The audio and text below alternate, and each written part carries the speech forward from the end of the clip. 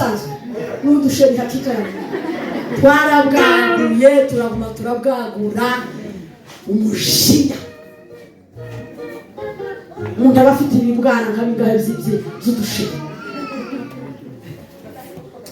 ikinyabwoba ikigira umutima mubi ariko gikoze mu rubabo abagabo bose bakishijwe bakomeye aboroheje abaminisitire habe n'abakene habe n'abaraye basinze bakarara hanze bagira akantu ka confidence bahawe n'Imana kuko ari abatwara aza hweruka akivuga ko ari umutware ngo we kandi afite amafuti igihumbi we kwa muturiye iyo utamenya urengaho ukazamuka umuriro uba wasi uba wakoze kuri ukintu kiteze kiko ubakoze ku cyubahiro cy'umugabo umugabo n'umutware abantu benshi baza basuzugura abagabo babo ngo ifaranga niwo zazituka yewe umugabo si ifaranga umugabo araruta ifaranga araruta amazu n'imodoka uzumubaha ejo niyo magambo twavuze umugore ushaka kugira akamaro mu itorero no mu rugo rwe no mu gihugu Bwana sifiwe azayubaha Imana cyambere cyakabira kubaha umugabo umuntu wese uzakubaha umugabo ni poto azaya marasuzugura ntabwo bo mu muryango akabwira abantu bose nabe agasara abo nibo bagore ba fake nyasomye igitabo kimwe kivuga abantu ba fake 8 bagira ibintu 8 fake people bagira ibintu 8 Tekena fake people Tekena ishambe kwa masala mu bitabarera kaza mu bitabarera bitabarera bazalije mu sinoki ngosaba tibikurera ye ubaba bakumari waruko ubaba kunani zuye kubera wateka wambere fake people wazaranga no kuvugisha abantu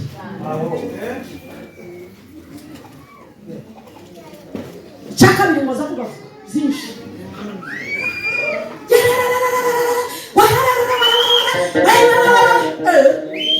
musukaya magambo yose cyangwa aho ducobokanwa umunsi w'intebe y'imanza imbere y'Imana umuntu wese azosubira mu zo yavuze akiri mu mubiri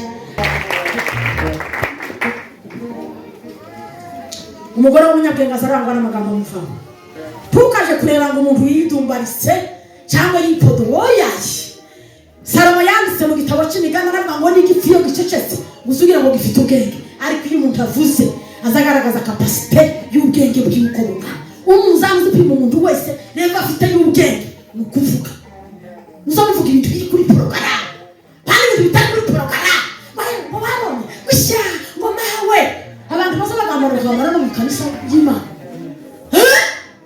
umugabo umwe yaravuze ngo abantu benshi kubera kuvuga ngo iyara kamwe katurukaga mu bavuga imiba yaratukuye yarabaye ruje ibisero bigacika kubera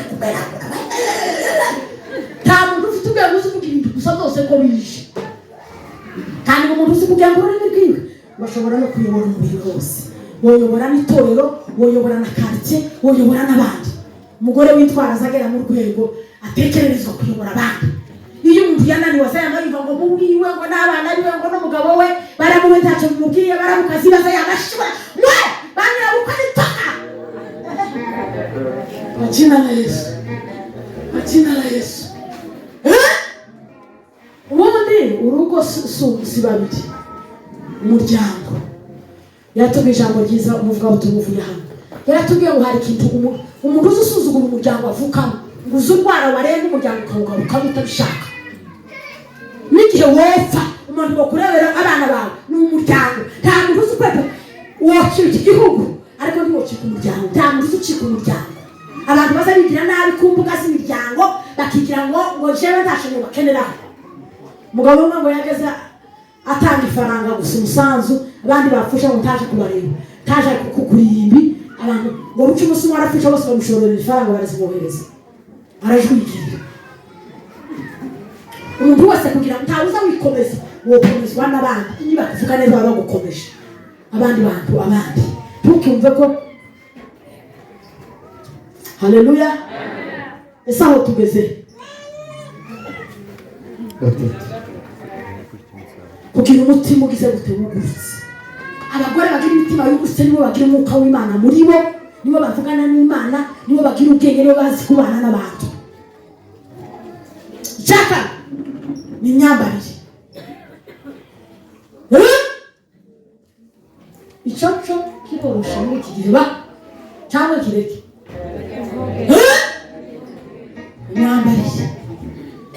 Imyambarire hari umunyabwenge wavuze ngo imyambarire zidefinisa umuntu utavuze batakuzi umushitsi. Iyo umuntu yambaye gusa imyambarire zikudefinisa umuriwe bidugira mu mutwe biza bituma wambara nabi za purugushu. Abantu bose nta muntu uza wambara, nta muntu uzugira ibitekerezo bizima ngo yambare nabi, kandi wambaye neza agaragara neza. Nta muntu uzuberwa kubera kwambara neza ari gute, ni ukwambara ukikwiza, kwambara ukagira gute, ukikwiza. Imyambarire ni ukwambara ukikwiza, tugaragaza ubwambure bwawe. Umugore wambara neza azaberwa, azasa neza, azanyiyubaha, umugabo we akubaha n'umuryango we, akiyubahisha, akubahisha n'aho avuka, akiyubahisha. Muzi ko kwambara nabi ko dusuzuguza, ugasuzuguza aho uvuka n'ubwoko bwawe n'igihugu mwavuyemo. Imyitwarire mibi irimo no kwambara nabi. Mwambara neza mu izina rya Yesu. Wambaye neza agaragara neza. Haleluya. Icyanyu uruhare rw'umugore mu itorero no guca bugufi.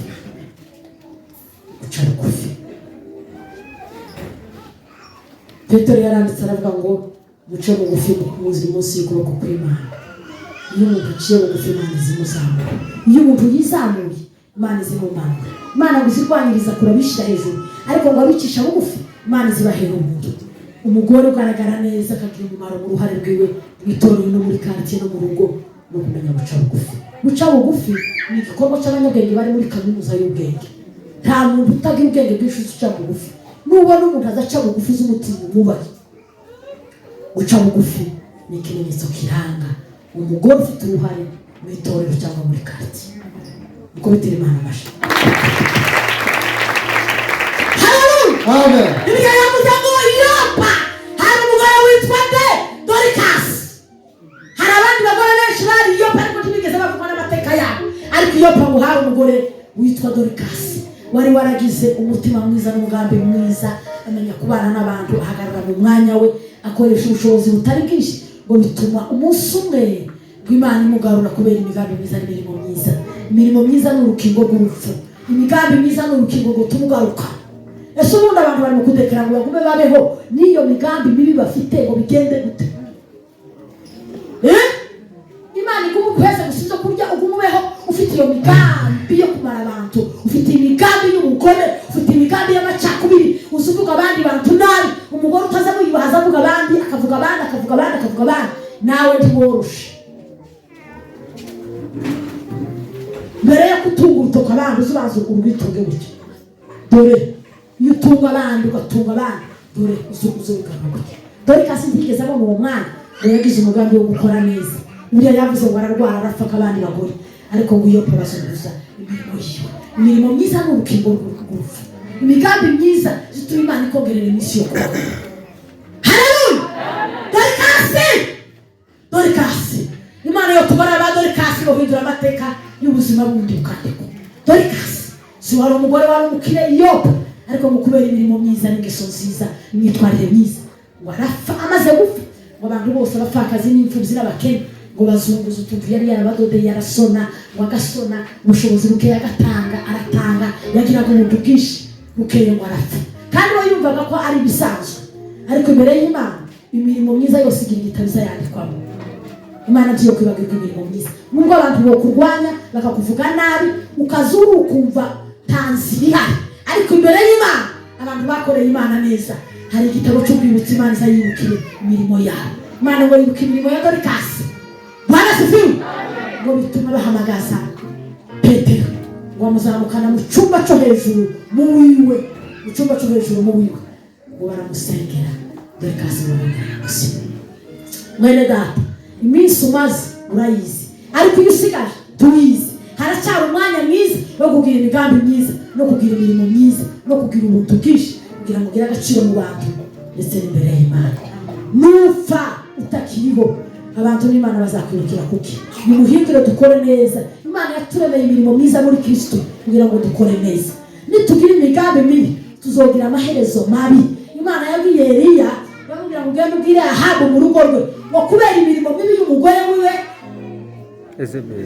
Ezebeli ngo yoshereje Bali na Ashera akimura Imana mu Bisiraheli ngo nta muntu uzomukomokaho uzahambuka kandi ngo nzobica bamare bibagirana.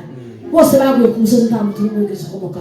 Iyo wakoze neza abana bawe bazobaho neza igihe utazomugirana kandi nukora nabi bizogaruka abana bawe. Kora neza ugifite umwana kuko nukora neza ibintu bizakugarukira. Imana dufashe kandi tubaho.